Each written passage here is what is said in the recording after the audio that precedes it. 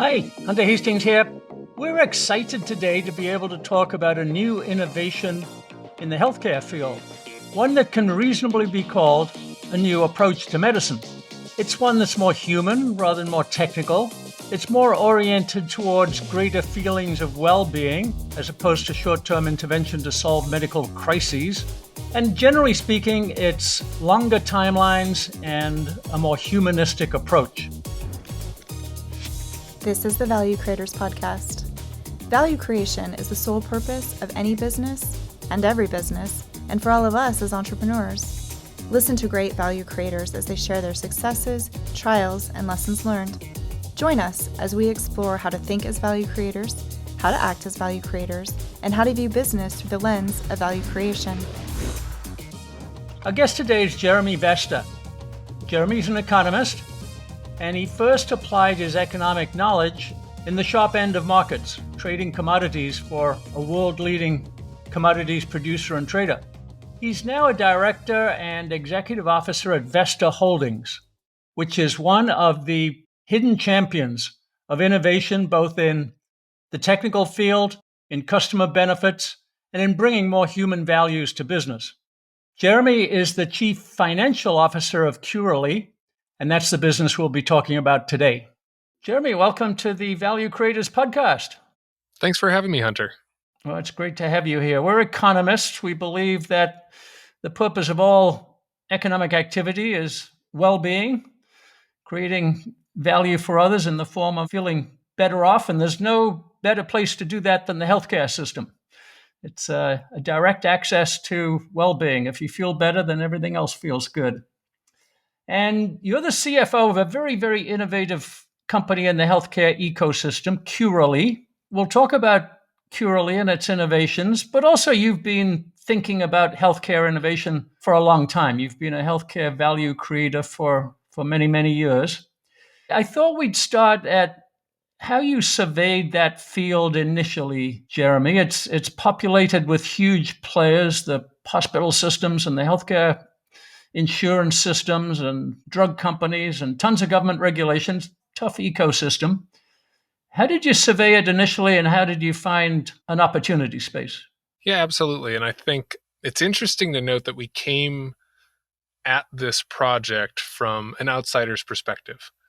You know, a real entrepreneurial process from somebody that was coming from outside of the medical sphere, outside of necessarily the insurance sphere. You know, we were in manufacturing. We had a business.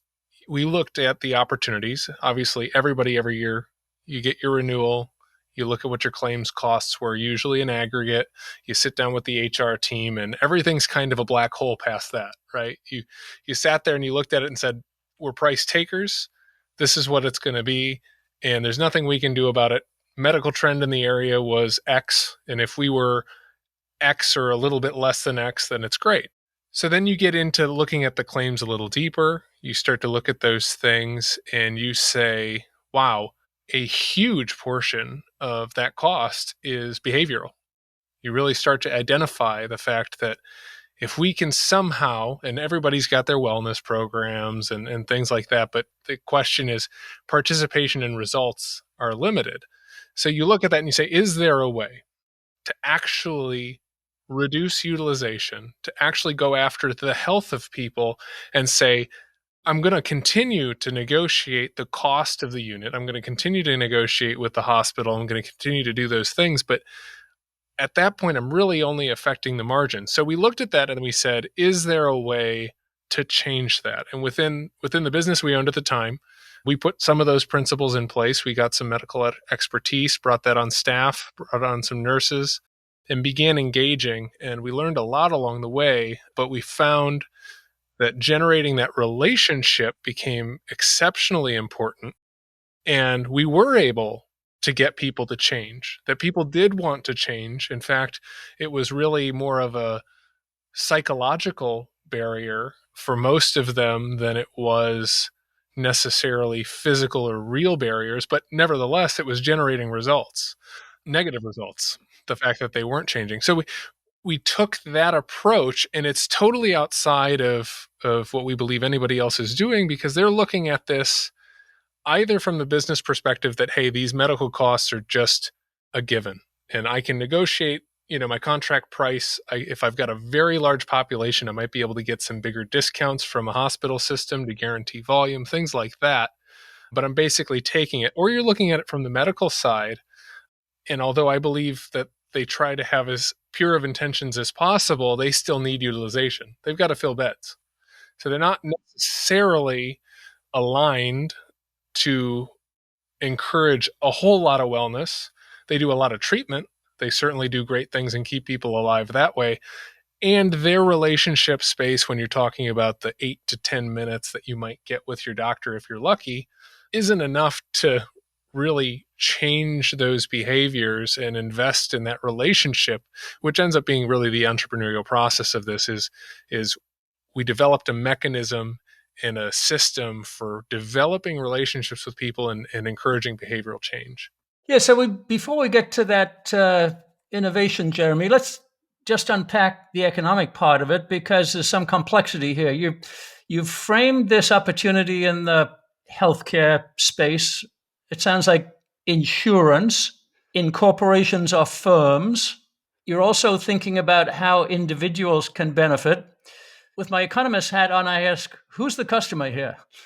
That's a brilliant question, and one that I love talking about, because this is probably one of the most messed up economically products out there. When you talk about healthcare, I mean, we use the phrase insurance. It's not really insurance. Insurance is a risk-based product based on your actions, and you generate a price. Some actuary comes in and, like car insurance, right? Here's your generated risk. Here's your price. Here's the cost of your car, the parts, all that stuff. We have a very bizarre system in the United States because the economic actor, the person actually responsible for paying for what you're getting, is very much removed from a lot of the decision process. So you've got two parts. You've got the actual patient themselves, who pays a small portion, but past the deductible, it's basically free. You've got the corporation or the company that's providing the benefit and paying for it. And then you've got the insurance company or the TPA, third-party administrator, that's effectively adjudicating the plan. So you've got the corporation setting up rules, the TPA follows those rules, and the individual goes to consume their healthcare. Well, if Susie wants a knee replacement and she's 325 pounds, her doctor might encourage her to lose some weight before she goes and does that, but the plan allows it. And so that person controls the spend ultimately, and they're going to pay, their $10,000 maybe deductible, maybe it's $5,000 for the individual. And past that, the rest of that cost, if it's $70,000, if it's $80,000, is paid by the company, and they have no ability to really get out of that because they've entered into that agreement. So you don't have a system that sends the correct economic signal back to that actor to say, I'm the company, I'm paying for this. Why am I going to this doctor who has an episodic cost twice as high as Dr. A and has a significant rate of complications and readmissions? Why would I do that? Well, I don't even know that's happening. And frankly, because of the expertise that I have within my HR department and within my company, I don't have the ability to really sift through that and even know what's going on. From an economics perspective, it's kind of a dream to study because it's one of the most awkward mechanisms of price action that you have out in the market today. So when somebody is telling a corresponding person, that was very badly phrased, if someone's yelling, Curally is great, I love it. Who is that? Is that the individual, the patient, the HR department, the insurance company, the hospitals? Who's yelling, Curally is terrific? Maybe not the insurance company. Hopefully a little bit the healthcare system. We certainly want to have a non-disruptive relationship with them. Absolutely the participant, the member, the plan member, and the company. Because we're generating better health, better outcomes, getting better every day, as we say, with the participant, as we call them, the individual, the member, and the company saving money because their risk profile across all of those members we're managing, and we're hitting, the highest risk individuals. We're not wasting resources as an inefficient business going after people that are already well, that really have very low risk profiles. We're going after the top, the complex people. We're reducing the risk of those individuals so that, you know what, you're not having that risk of a major event and that huge spend. Somebody that's spending $10,000 in a year is not going to morph into somebody that's spending $350,000 in a year on a statistical basis. It's all predictable, right? Because a certain percentage of those are going to become those big spenders every single year. Yeah. So let's get to your innovation, Jeremy. It's got very broad ramifications. You call it nurse coaching.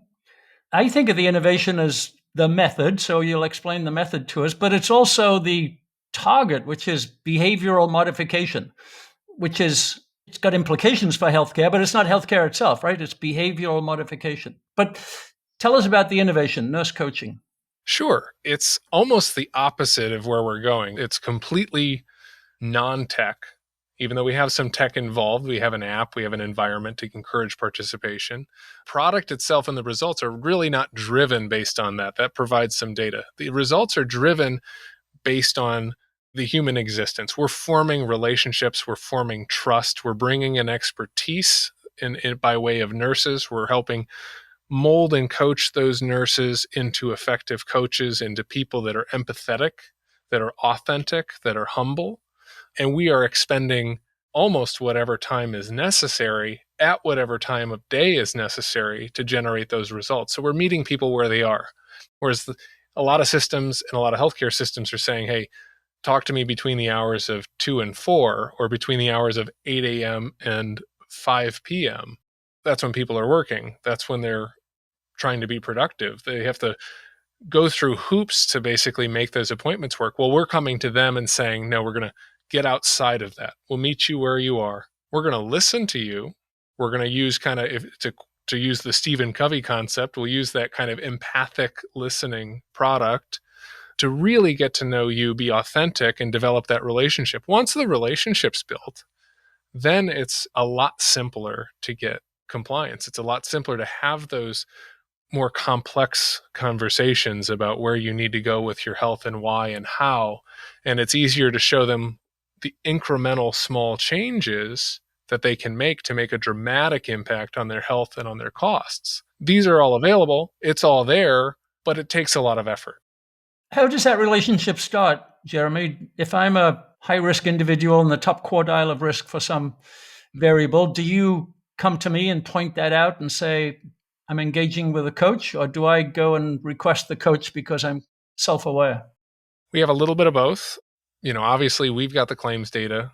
We're sorting through that. We're picking out who our prospects are. We're going through a number of different ways to reach out to those individuals. But again, it's an individualized approach. So we're looking at that person's profile, where they work, who they work for, all of those things. We have a heavy internal push with a company when we first enter to make sure that everybody's aware of who we are and what we do. But then we provide some expertise. So we like to get into these populations and do some expert events, some lunch and learns, things like that, provide some initial benefit to these people and get in front of them and show them not just the regular stuff, not like, hey, take your meds because of X or why it's important to wear sunscreen, but really some cutting edge topics like talking about off-branding of drugs. Like we've done one on Ozempic, right? To talk about here's where things are going, but here's the controversy. And this is information they can't really get accurately on the internet on their own. And we're providing a value. We're showing our expertise. We're showing what we can do. You pick up the easy people, the people that want to work with you right away, and you work towards those that are a little bit more challenging.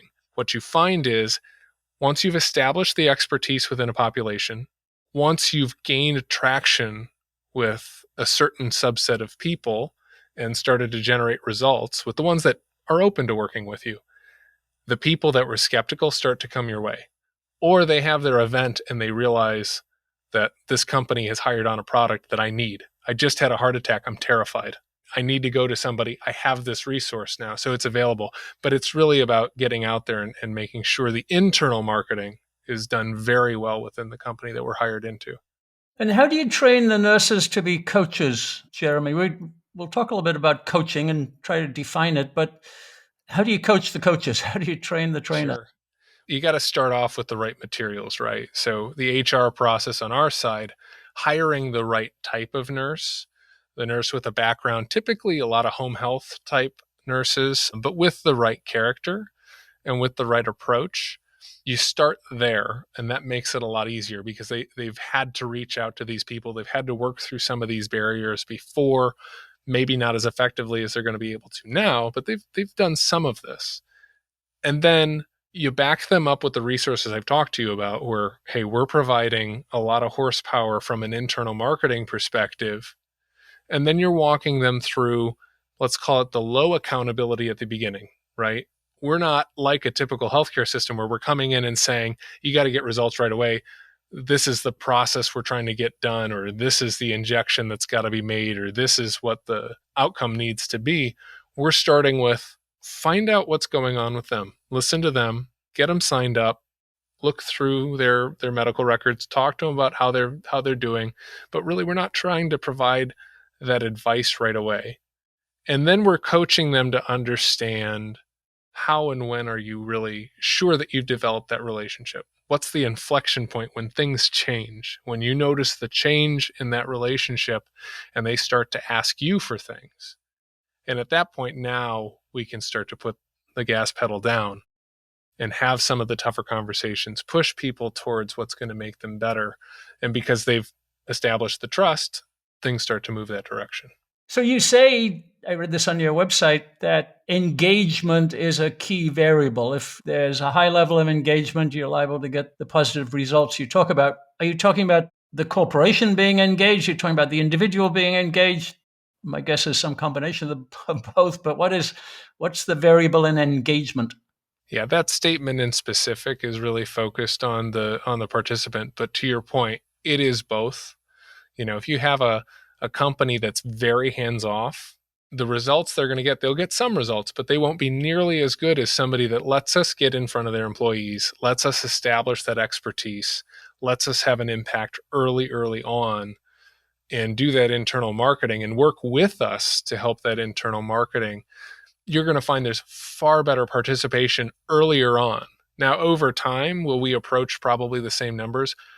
Yeah, because at some point we've had enough impact on enough people that as people go through their significant medical events, these high-risk individuals, they are going to look for resources naturally. They're going to come. That's when they break down, they're emotional, and they're ready to receive some help. And they're going to go anywhere they can. Well, we're the easiest resource because we're always right there.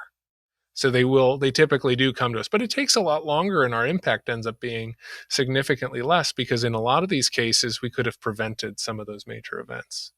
Yeah, we'll get to Medicine 3.0 in a second, but this long-term view and also recognizing that the problems you have today started 20 years ago from some behavior that you undertook then and you're not conscious of or you haven't managed. That's a big insight, I think. I just want to go to the other side of the economics here, Jeremy, and that is to the corporation or the firm. Your individual value proposition says that you help every individual to be healthier today than they were yesterday, which I think is the best value proposition I've heard in a long time. It's brilliant. But what's the value proposition to the corporation? You're going in there, you're pitching them. You've got a service, you've got a cost associated with that service. What's the value proposition to them? And I think our value proposition is very unique. It goes beyond the dollars. We're selling real wellness, not a wellness program, not, hey, we're giving you some gym discounts and some people that are already in shape are going to go to the gym and get even more in shape at a cheaper cost. We're providing real wellness. What does that mean for you? Well, it means a lot of things, especially because we're going after that very risky subset of the population. In certain cases, you're making people more productive. They're coming to work healthier. They're better able to get through their day. They're not suffering from chronic absenteeism and things like that. They're not going into the hospital and missing 2 weeks of work because of some major event. So that's one aspect. But then there's kind of a cultural impact too. And we saw this specifically with the company that we owned and ran when we offered a similar service. The cohesion starts to grow because people love to see what's happening to, hey, Susie in accounting, she's not missing work as much. She's dropped a bunch of weight. She seems to have more energy. Everything's really great. Her attitude is better. She's easier to deal with because of this. Well, she has a better outlook on life. Maybe she's reduced her diabetes meds. Maybe she's reduced her hypertensive meds. Her costs are lower for her. Her costs are lower for the company. Her risk profile is reduced, so her expected spend from an economic perspective is significantly less. So the company loves that. But you're also developing this culture where wellness occurs. And then from a recruiting and retention perspective, you're able to say, hey, my company provides this unbelievable benefit that actually helped make people that I know or myself significantly healthier. And in extreme cases, you can say, wow, saved a life. I mean, we have examples where we had an individual that was on a maintenance chemo drug and basically relegated to die. Whether it was going to be 3 years or 5 years, it was costing the plan $300,000 to $400,000 a year, and certainly was going to lead to a mortality event in 3 to 5 years. Our team got in, looked at the differences between what was being discussed, looked at the chart, had a different idea, went and got a second opinion on behalf of the individual, had a surgery, excised the tumors that were in place. That person's now in remission. Well, from an HR perspective, to be able to come in and say, this product the company hired saved my life or saved somebody I know their life, that's a really incredible and powerful proposition, and something that you didn't have to pay a heck of a lot for. You already paid for the service. It's not like that's an extra fee. Well, that's beautiful. And I feel like there's a very broad implication for capitalism here, thinking about value in these holistic terms, value in the culture, as you said, which is going to result in better value for the customer as well, because you're interfacing with that culture. It has huge implications. Getting back to crash pricing, does the firm typically want you to generate an ROI, a calculable ROI, or is that kind of qualitative, subjective, I'm improving the culture kind of approach? Is that okay for them? No, they definitely want to see an ROI, and ROIs are usually in the range of 3 to 5 to 1.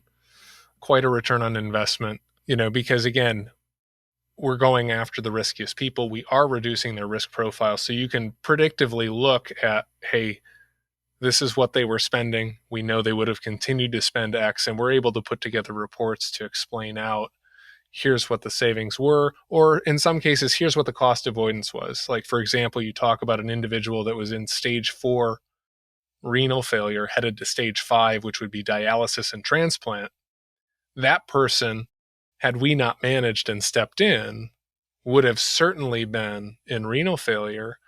You're talking about dialysis costs can run anywhere from $70,000 a month to $300,000 a month. I mean, just crazy numbers. That cost would have been borne by the company, not to mention that individual would have missed a lot of work. And we were able to show, look, here's the value. We stepped in, reversed the entire process. This person's now totally out of renal failure and is not costing you anything. In fact, they're just costing you the fee for the primary care visit every year. Yeah, and being more productive. Right. So there is a calculable and measurable ROI, and obviously we do show that, but I think it goes beyond that, which is what's so clever. One of our economist friends, Peter Lewin, talks about subjective quantification. So you can do both, and you can express it as a number if you like, but the subjective part is more important. So let's get to some more general issues here, Jeremy, that you're addressing. One of the things it says on your website is the biggest healthcare problem is, quote, sedentariness, lack of physical activity, and obesity. It's pervasive. And I think there's an increasing consciousness of that.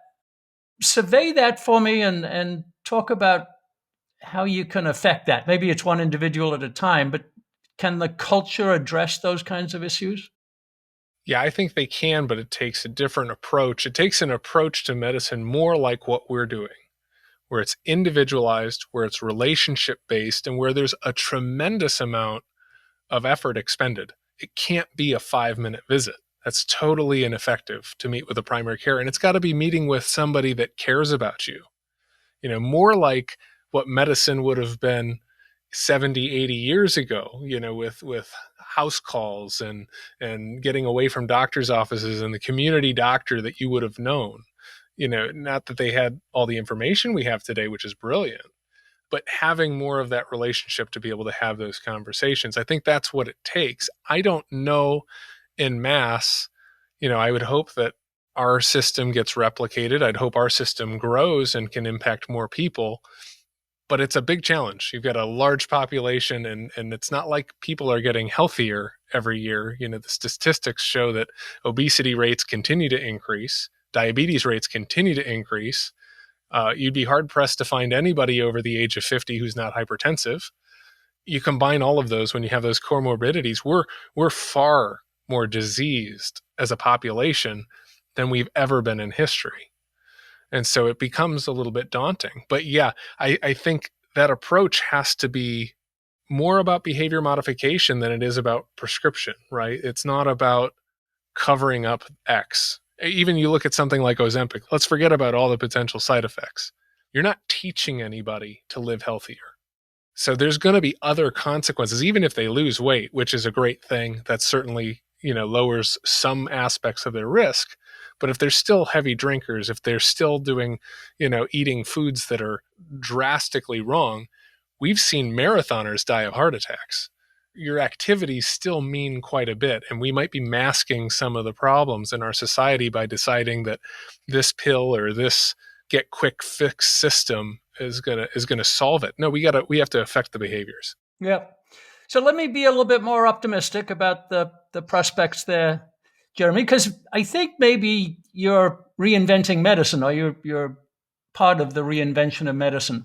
And I mentioned this term, Medicine 3.0. I got that from a book by Peter Attia called Outlive. And he says exactly the same things that you do, that human beings, I guess he's talking about the US or the West, are far worse off health-wise because of these bad behaviors. We smoke a lot less than we did. We drink too much, and alcohol's a carcinogen. We don't exercise enough. We sit badly, so we have spinal problems. And we get to be 65 years old and we can't move and we can't get up if we fall down. But he's talking about Medicine 3.0, and part of that is recognizing the contribution of behavior and modifying it, which you're talking about. It's also about earlier intervention. Intervention is a bad word, but understanding that what you're doing today is going to affect your health 10 or 20 years from now. And you talked about that. You talked about the long-term point of view. His goal is, he calls it health span, as opposed to lifespan, living a healthier life for longer. So it seems to me that's what you're doing, right? You're contributing to that new way of thinking. So expand on that. Sure. Yeah. And from an economics perspective, this is another interesting problem, right? Because the immediacy of a cost is as important, or let's say magnifies the effect on, let's call it utility, as anything else. So if the problem is not immediate, it feels like it's a very low cost. Once you're in it and it's too late, it's a very high cost, and you would have done anything to change it. But that's why the behavior modification is so challenging, and that's why it takes such a strong relationship, is because moving from A to Z in this process, you can't just say, hey, you're smoking, you're going to get lung cancer. But I've seen people live till their 80s and 90s. And, I remember, what was a comedian? George Carlin? Yeah, well, George Carlin, yeah, smoked for years, all that stuff. But went a very long time without the impacts, right? So the cost, the time perspective, the time value of that is very, very small. And so you're trying to convince somebody that in 40 years, in 20 years, you're going to be in a lot of pain. Well, without having a significant relationship, without understanding what's going into that, what are the stresses of their job? What's the socioeconomic issues that they're dealing with?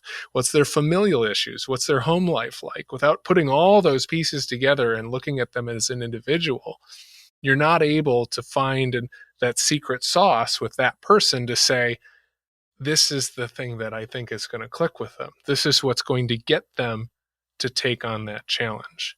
Same thing with eating. I mean, eating's almost more difficult because there's such a addictive response. I mean, there is with cigarettes too, but it's more widespread.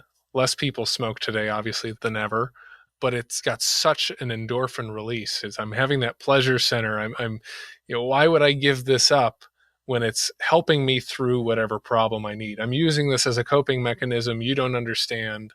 If I can just get through this, then I'll be able to maybe eat better. But they never do, because we're not, in my opinion, we're getting less disciplined as a society, potentially as a result of all the technology we have. We really don't have to do things as manually, and things are easier. Access to everything is easier. So we're becoming less disciplined, and it's making it harder to make those individuals feel the true cost of what they're doing, to make that cost immediate, to develop more time value in a way so that they'll make those changes. Because obviously, if everybody's given the chance that if you eat this tomorrow, you're going to feel like X, right? You're going to have food poisoning, you're going to be stuck in the bathroom, something like that.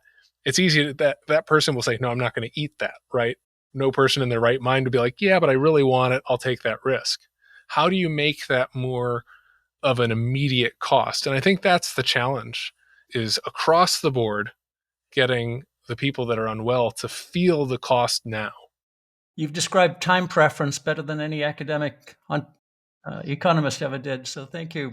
But here's a thought that I don't know whether it helps in that direction, but maybe it does. And I got this from researching cancer and other diseases. And one of the researchers talked about creating a hospitable environment for the cancer. So you can't say what caused cancer or what was the trigger, but if you've created a hospitable environment for it, like too much glucose for it to feed on, then you've changed the probabilities, and the probabilities are worse for you.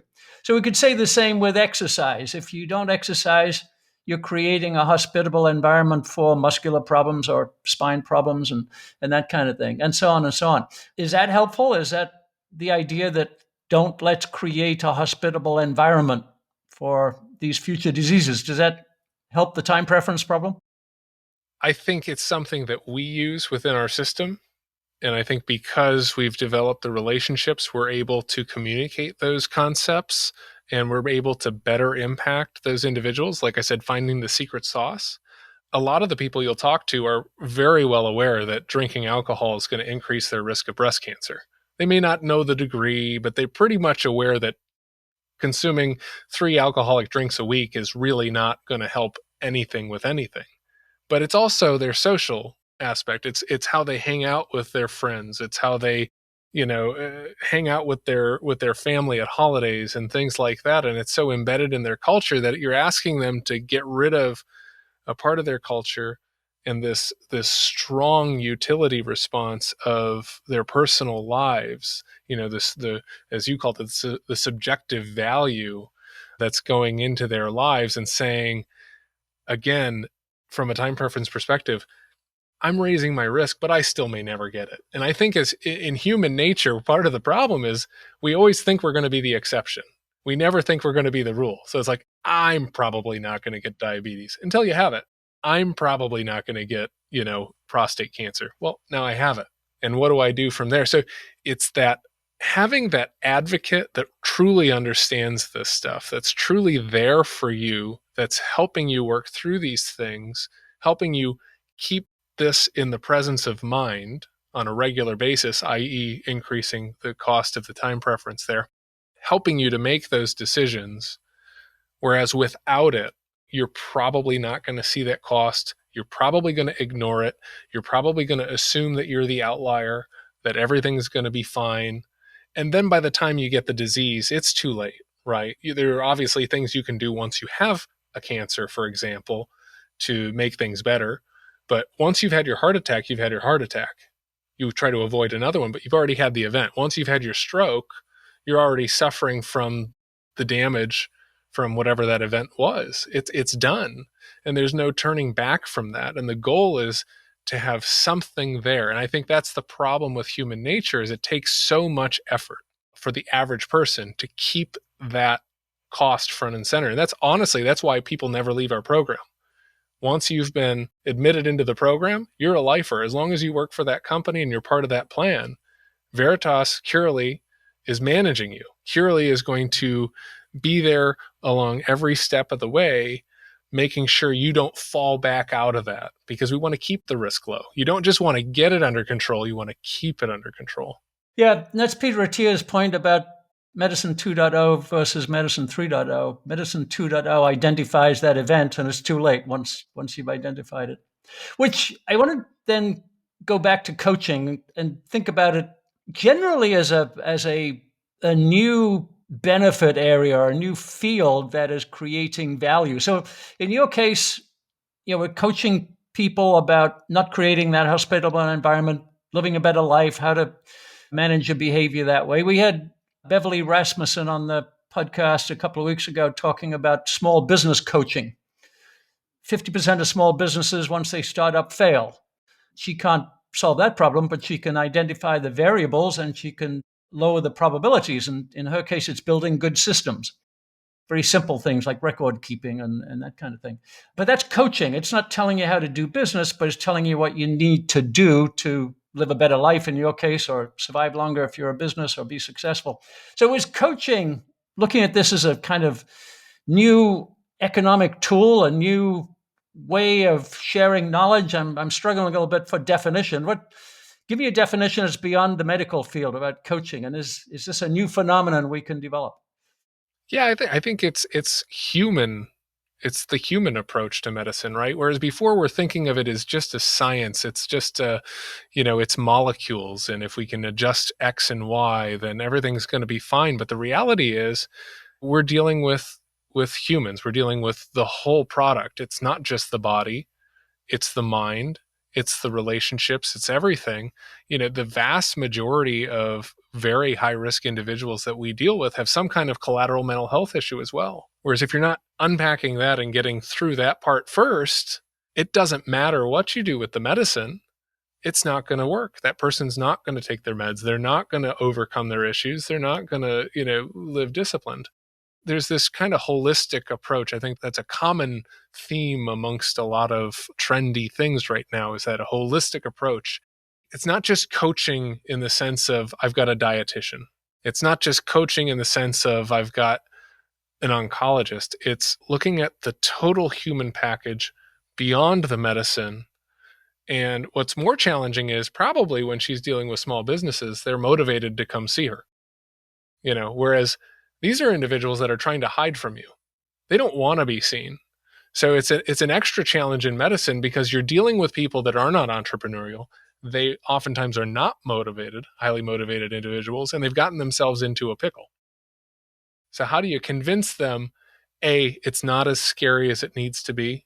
You think this is a very scary thing, and it is, but we can help make that simpler for you. We can help make it bite-sized so you can consume it a bit by a bit. How do you eat an elephant, right?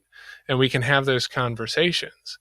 So it really comes back to, again, I keep reiterating, it's that holistic, but that relationship. And we're creating a product that's really just relationships. And it sounds very simple, but in practice, it's very hard. Because it's, as anybody can probably tell you, it's a lot harder to develop relationships with people that don't want relationships than you would think it is. It's fascinating because it's part psychology. Here's how to think. It's part behavioral. You're doing this and you should be doing that. As you said, it's part trust and relationship. Otherwise, it doesn't work. It's a fascinating field. One we can usefully research. Let me ask you a question for the AI crowd, Jeremy. Can digital do any of this eventually? I mean, you said earlier you've got some data and you've got some informational parts that the app can deliver, but it's not the human part. Can the digital do more in the future? Can it do some of this coaching? I would hope so, but I think it comes down to authenticity, because I think humans are really good at sniffing out inauthenticity, things that are inauthentic. Especially the people that we're dealing with are very skeptical of anything, and even if something's authentic, they want to say no to it at first. If we can refine the AI process, let's say in the coaching model, where the individual, the participant, feels cared for genuinely feels cared for, genuinely feels like they're getting solid direction, and that really all variables are handled. There's a obviously AI is incredibly powerful, but you're talking about a very wide range of variables, and some of them are not necessarily quantifiable that you're dealing with, just in terms of, hey, this person has X condition and 7 specialists, and they're not communicating, and there's these things going on. And not only do you have to deal with the individual, but you've got to coach the coaches. You've got to go to the providers and give them some feedback without them turning their backs on you. You have to get their buy-in as well. Very complex. I'm not going to say that it can't be done. I think it's going to be one of the bigger AI challenges, because you're truly getting to the depths of human nature and the irrationality of the human actor, as it were. You're dealing with people that are not acting in their best interest, quote unquote, even though you can argue based on time preference and everything, they are. They're making the decision that in the moment gives them the most utility, even if long-term it's not. Continuing to do that, continuing to lack the discipline. If the AI can really develop the trust and solve some of those problems and be creative, then I think it's possible. And I hope it is, because I think that would be incredibly powerful to be able to have kind of the data backup where you're developing the relationship, but the system is carrying on your behalf. Now you're talking about needing a fraction of the nurses, a fraction of the medical directors that our system would take, and having the same impact, which is wonderful. Yeah. You've identified the crux of the matter, though, which is it's subjective. Can the individual ever feel it's cared for and loved by the AI? And I think that'd be maybe a mountain too high to climb, but we'll see. So, Jeremy, let's wrap it up there for time. You've done a brilliant thing with Curally. You've really, as I say, reinvented medicine in the way people think about it, and the the non-crisis component of it. Making it long-term, making it individual, behavioral oriented, and people feeling better about their lives because of the way you coach them. It's wonderful. So tell us where we can go and look at Curally. Where would you like to send people? Yeah, curally.com, curally.com. You can reach out to us through the website. It's got a lot of interesting information about our product and shows you what our app environment is. We launched an exciting new app in the previous couple months, very intuitive, incorporates, all of your Apple Health and all that kind of data as well, and gives you an environment to live in. Great thing for your employees. But yeah, reach out, ask us questions. We'd be happy to chat. And people should contact their HR department, right? And tell them to go find Curally. Absolutely. Well, Jeremy, again, congratulations. Brilliant breakthrough. We look forward to observing it over time. And thank you for being a guest. Thanks so much, Hunter. Pleasure being here. This has been another episode of the Value Creators Podcast. Thanks for listening. You can visit thevaluecreators.com for links and resources related to this episode. And check out hunterhastings.com for more content on entrepreneurial business management based on value creation principles.